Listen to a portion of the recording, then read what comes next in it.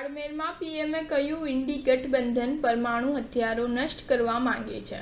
મોદીએ કહ્યું, કોંગ્રેસના શહજાદે હિન્દુ ધર્મની શક્તિને ખતમ કરવાની વાત કરે છે. પીએમ મોદીએ શુક્રવારે રાજસ્થાનના બાડમેરમાં બીજી ચૂંટણી રેલી યોજી હતી. અહીં આરોપ લગાવવામાં આવ્યો હતો કે ઇન્ડી ગઠબંધનના પક્ષો દેશમાંથી પરમાણુ હથિયારોને ખતમ કરવા માંગે છે. મોદીએ કહ્યું, હું પૂછવા માંગુ છું કે તમે કોના ઇશારા પર કામ કરી રહ્યા છો? કોણ ભારતને અશક્ત બનાવવા માંગે છે? છેવટે તમારું ગઠબંધન કોના દબાણ હેઠળ આપણી પરમાણુ તાકાતને નષ્ટ કરવા માંગે છે?